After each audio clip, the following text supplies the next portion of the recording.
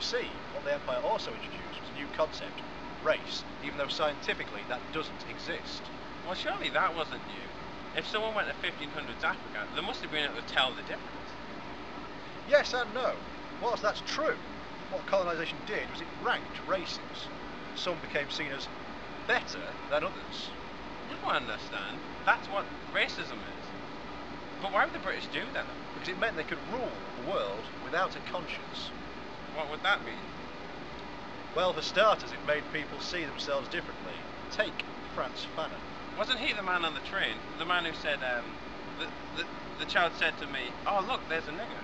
That's the one. When the boy judged Fanon by his skin and assumed he was something to be frightened of, he was only following suit.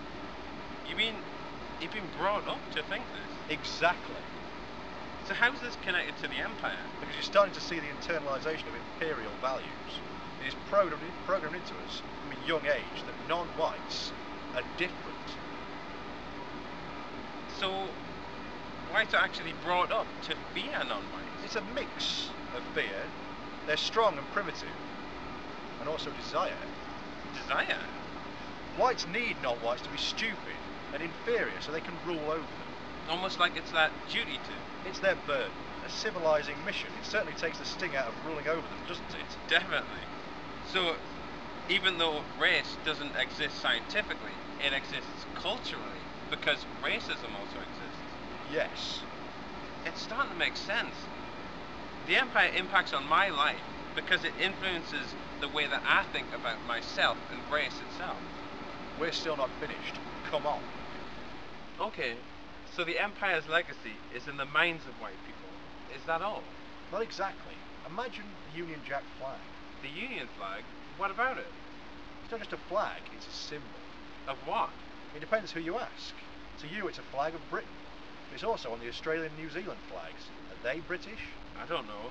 What does it matter? Well, they are, whether they like it or not. That's the irony of empire. This flag represents the British Empire. It also represents the oppression of those under it. Well, how can it do that?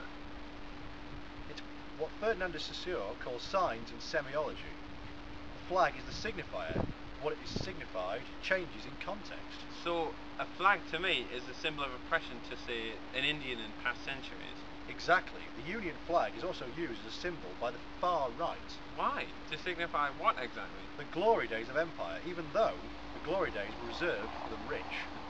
So signs connect us to the Empire? Yes, and not just flags. Look at the McDonald's golden arches. What signified? Food or power? Signs are all around us. Look at imperial statues. So I'm connected to the Empire because the world in which I live constantly reminds me of this. That's still not all. Come on.